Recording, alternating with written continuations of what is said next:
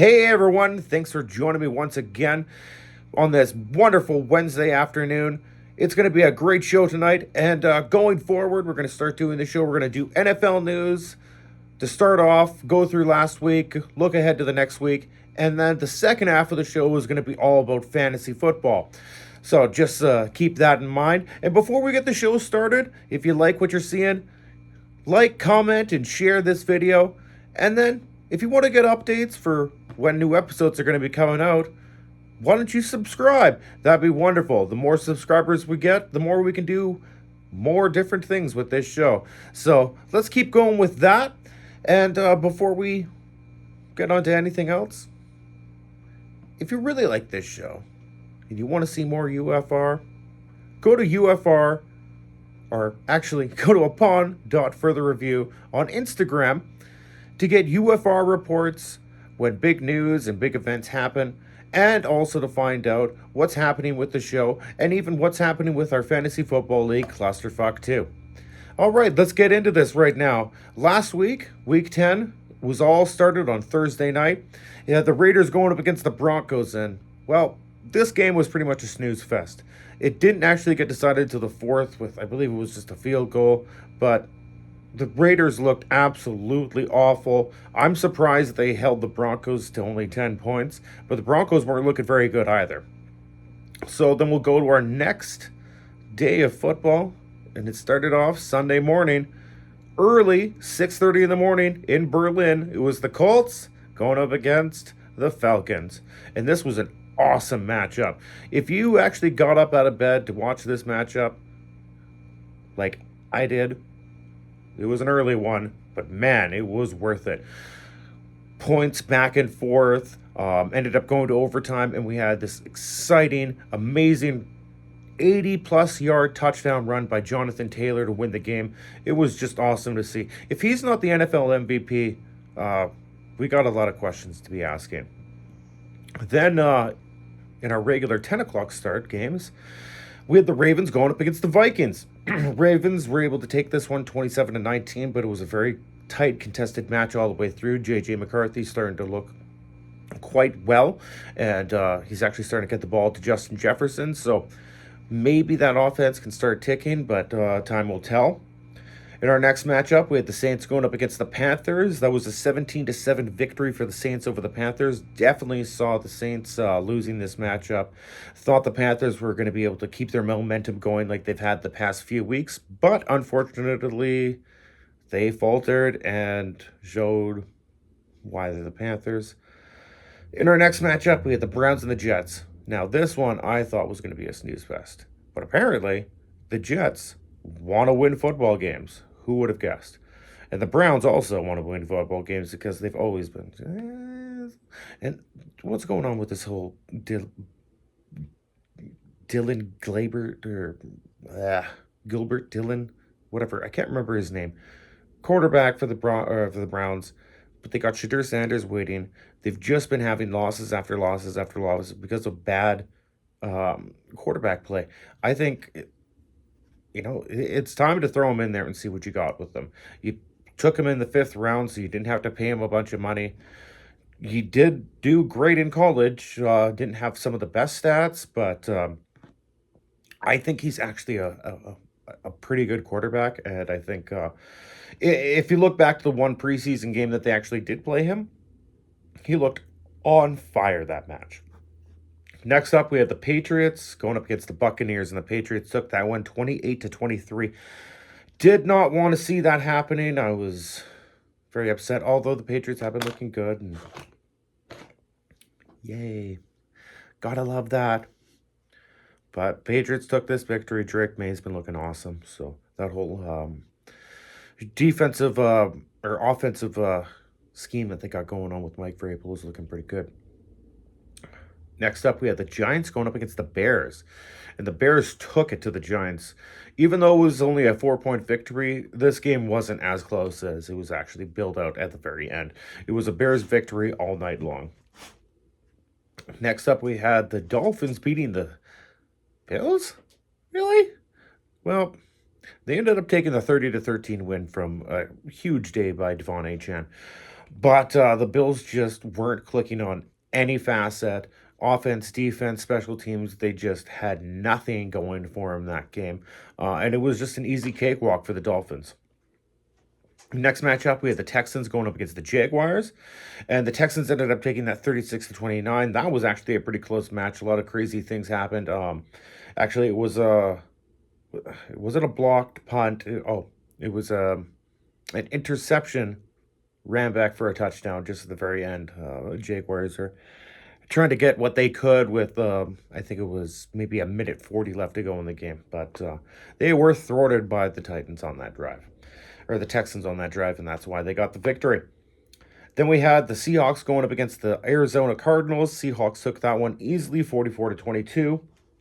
Then we had the Rams going up against the 49ers. This was actually these last two games were our beginning of our afternoon slate of games.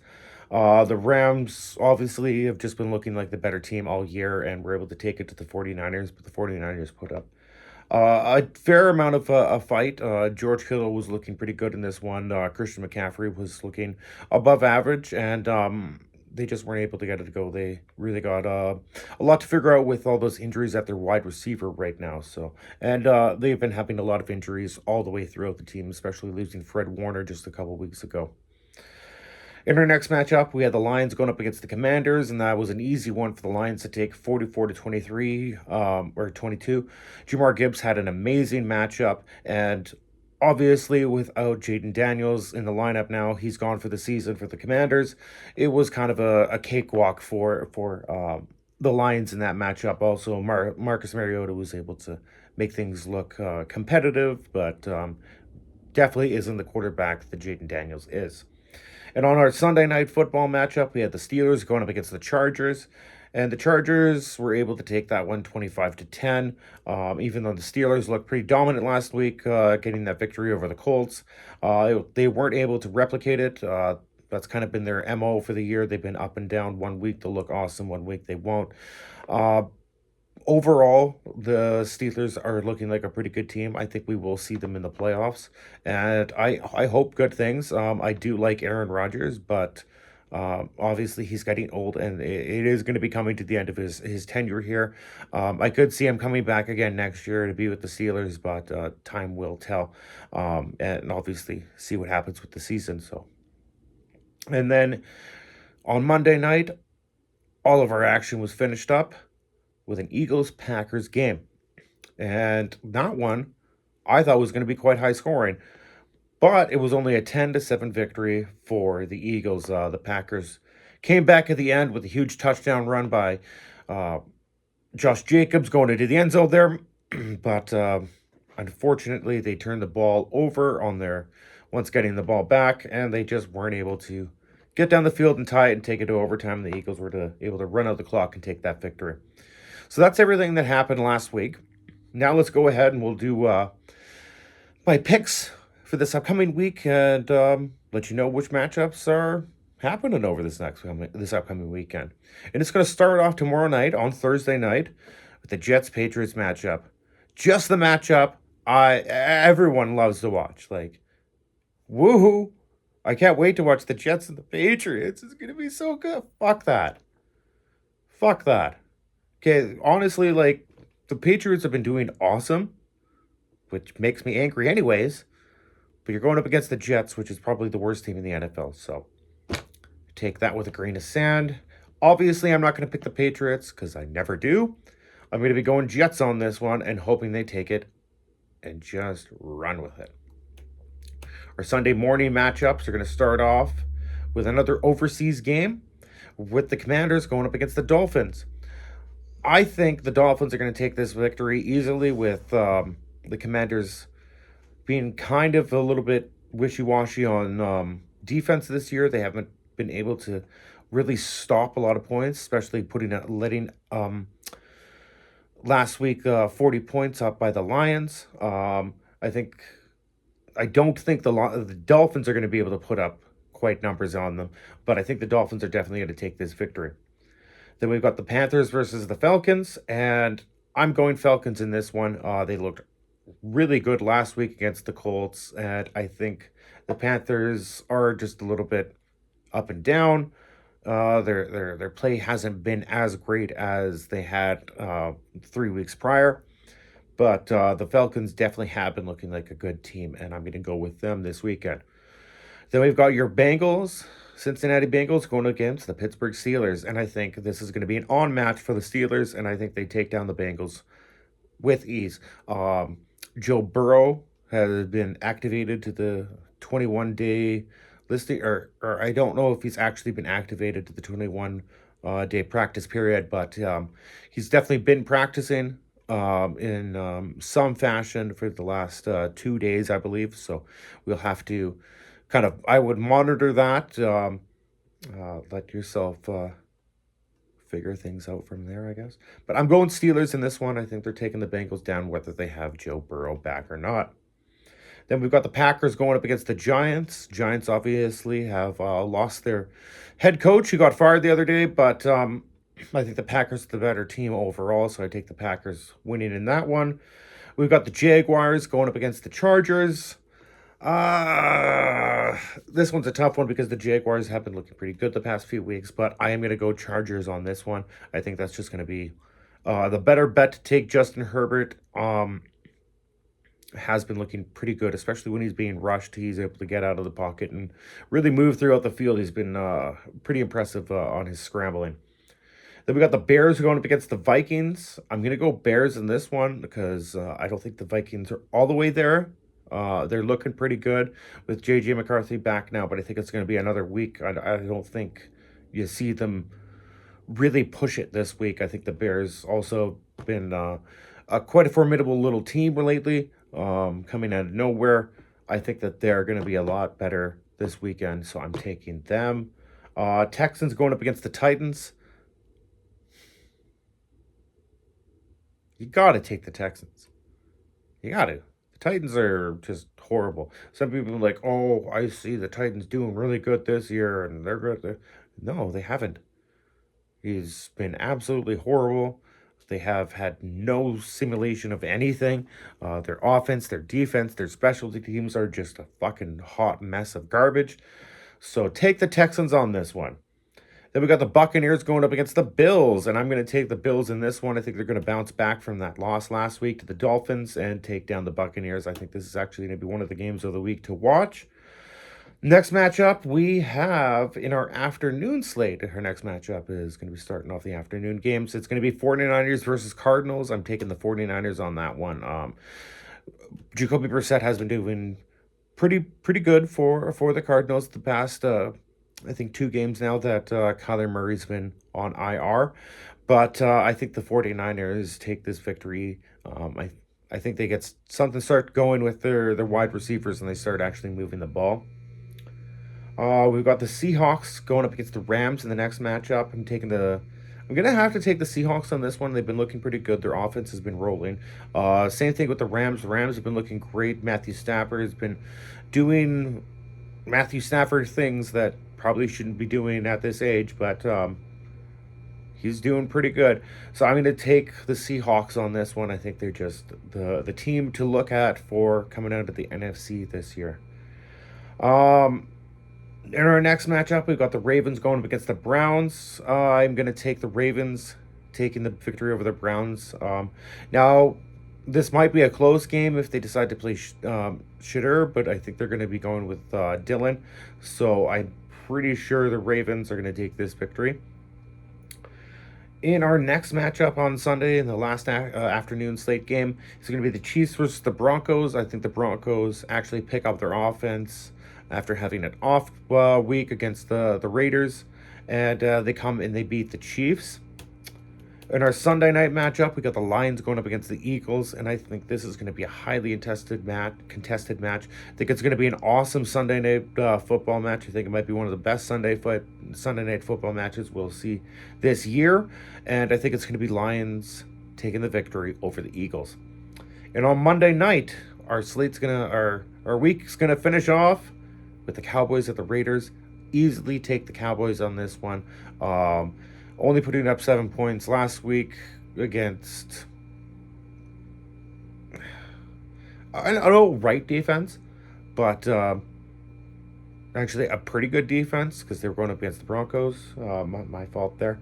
Um, so that was kind of, you could kind of see that. So I see them getting more than 7 points. The defense on the Cowboys has been a little bit porous, but after losing a teammate over the weekend, I think that they're going to have a little bit more of a heart and soul push. So I think that's going to be great for them. But yes, definitely Cowboys over Raiders for sure, and that's going to take care of the rest of our slate of looking after the recap and looking forward. So, like I said, we're gonna finish. We're gonna do all NFL stuff first, and then we're gonna do fantasy football for the finish. So we're gonna do our goal to goal segment right now. The free agent quarterback Samuel Jr. is going to be joining the Pittsburgh Steelers, hoping to help them with their injury woes over the past couple of weeks. Their secondary has become quite depleted, so they needed some help coming from somewhere. Brian Dable, you're out, bud. You've been on the hot seat for quite a few seasons now, probably about three now, 2, 3, and they finally had enough of you, and they got rid of you. But Bill Belichick, on the other hand, who has been linked to possibly taking this Giants job, is saying he is not looking at it. He's rather focusing on the head coaching position at UNC instead of looking at the Giants' open position. He is characteristically always kind of been nonchalant with media, not really letting them know what he's going to do or when he's going to do something or if he's even into something. So this one could be another one of those little ploys, and maybe going to the Giants is exactly what he wants to do. So time will tell on that one. Next up, Travis Hunter, the second overall pick this year by the Jacksonville Jaguars. That wide receiver cornerback had season-ending knee surgery today, and he's going to be done for the rest of the year. A little bit of not as much promise as what was thought when he came out of the draft. You saw glimpses of it, and it was cool to see a player playing on offense and defense, playing both sides of the game. I don't know if that factored into how the injury happened or not. I heard it was just a non-contact injury in practice, but definitely bad and unhappy for the Jags losing out on him. Next in our news, Cowboys D-end Nealon tragically passed away from suicide this weekend. Take a moment of silence to honor him. Obviously, it was a tough passing for him, for the Cowboys, and he had obviously been going through some troubles. And our best wishes go to his family and friends. And sucks. It's an unfortunate thing to see things like that happen in sports. Jackson Dart, on the other hand, took a friggin' beating this weekend. He was just hit left and right, and no matter what he did, he was getting folded over like a scorpion. So, not good for him. Hopefully he's all right and he's able to keep pushing forward. And, he's going to be getting a new head coach, so maybe they're going to run things a little bit different. Maybe that's just the change that they need. Now, if you got a chance to wake up early and watch the Colts and Falcons, it was an amazing game. Jonathan Taylor took it in overtime with an amazing 80-yard touchdown run. If you got a chance to see that, you were just in for a spectacle. You were honored to have been there. I did, and it was amazing. I love the Colts. Obviously, they're my team. But seeing a game victory like that, you gotta fucking love that. You gotta love the energy. Things are going right with Jonathan Taylor and the Colts right now, sitting at 8-2. All right, well, thanks for watching. We're going to be moving on to fantasy football and talking about the Clusterfuck 2 League. So, thanks for sticking around this long. If you want to get into the fantasy part of it, stick around and we're going to talk about that next. We're going to start it all off with our top threes at all positions. So, this last week was, we had a lot of good matchups, a lot of fantasy points getting knocked around. Just going to have a sip of my Tim Hortons here. Shout out to Timmy's. whatever, you know. But we had a lot of great action over the weekend. A lot of fantasy points being thrown around. And the top quarterbacks were Matthew Stafford, Jared Goff, and Davis Mills. Obviously, Goff had that huge day. Stafford had his huge day, and Davis Mills looked like the second coming of Jesus. Then we had in our running backs, obviously led by who I was talking about just a minute ago, Jonathan Taylor. Had about 289 yards from scrimmage, 3 touchdowns, 80-yard touchdown, obviously, in that to take the victory in overtime. Just had an awesome day. Devon Acham was followed by him, who had a monster performance, and Jamar Gibbs, also had a huge day. So 3 really good running backs right there. Wide receivers were Drake London having a pretty decent day. Jamal Williams, and Nico Collins. Our tight ends were McBride leading the way, followed by Kittle and Juwan Johnson. Our defenses were surprisingly the New York Jets defense had an amazing day.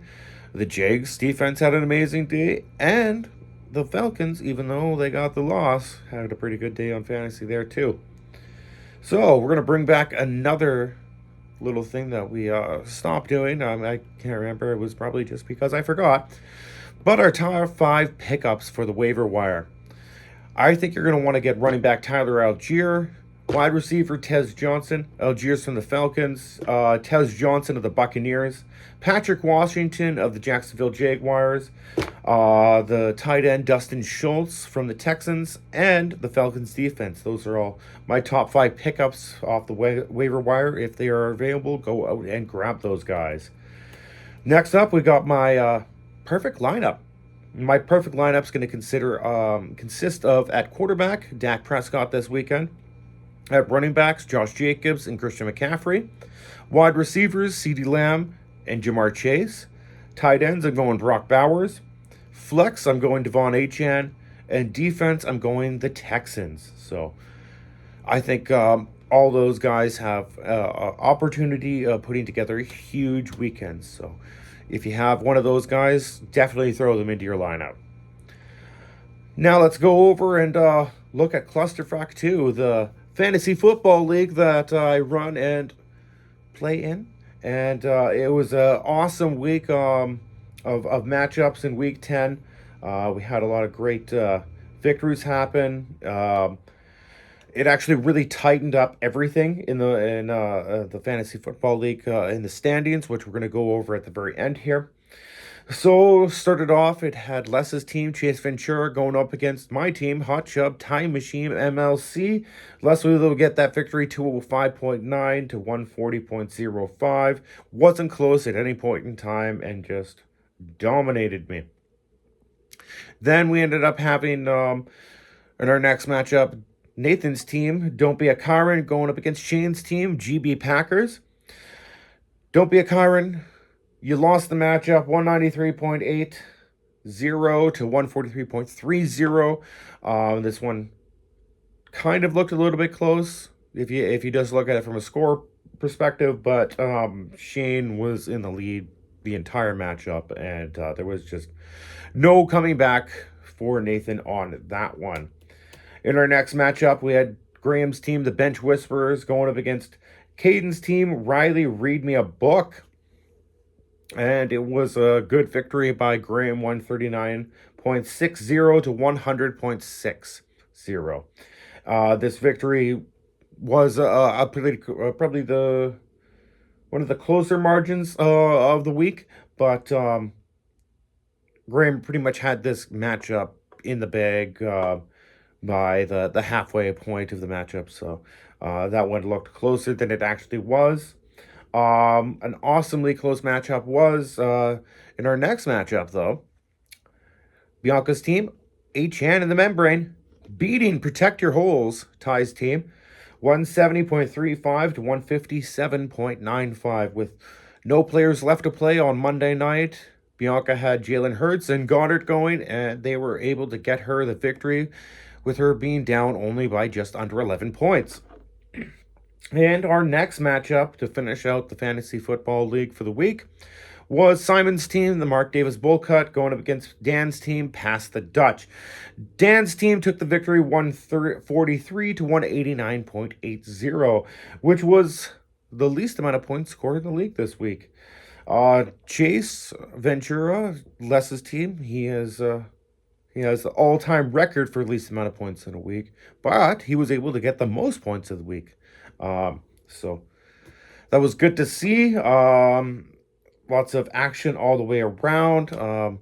Like I said, some of the victories, or the way the matchups went, really tightened up the standings, which we'll talk about in a second here. We're going to look ahead to the matchups coming up this week. We have my team, the Hot Job Time Machine, MLC, going up against Nathan's team, Don't Be a Kyron. We got Bianca's team, HN and the Membrane, going against Caden's team, Riley, Read Me a Book. We've got Dan's team, Past the Dutch, going up against Shane's team, the GB Packers. And then we have Simon's team, the Mark Davis Bullcut, going up against Graham's team, the Bench Whisperers. In our final matchup of the week, we've got Ty's team, Protect Your Holes, going up against Les's team, Chase Ventura. And how does that all shake out? Well, in the standings, we got Dan leading at 6-3-1 in the Happy Gilmore division, with Simon's team at 6-4-0 right behind him.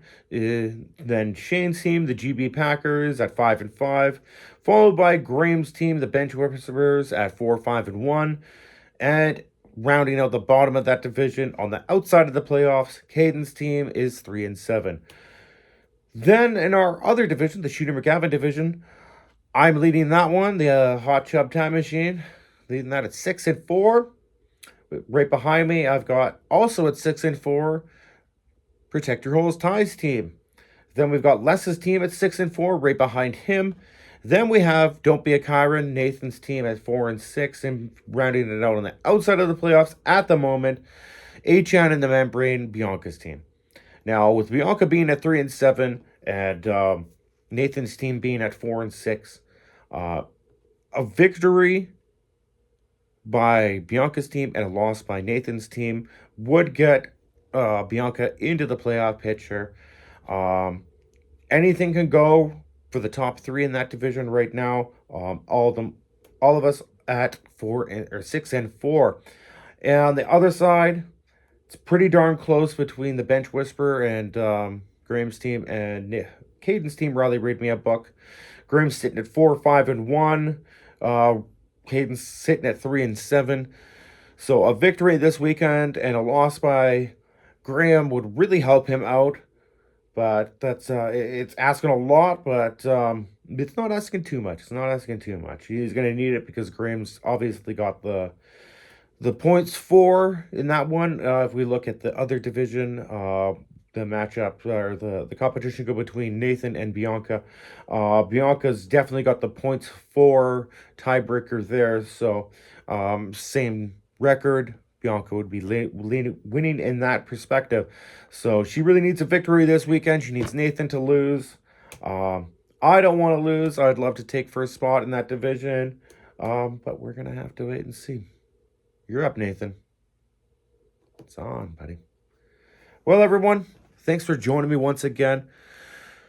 Remember, this video is on YouTube. So go there to check it out. Check out Upon Further Review with Sean Tomlin. Also, if you subscribe to this, you're going to get updates when each video is put up. A reminder, every video will come up on Wednesdays at 4 o'clock. So, thanks for joining me one more time. And we'll be back next week where I'm going to break down everything you need to know.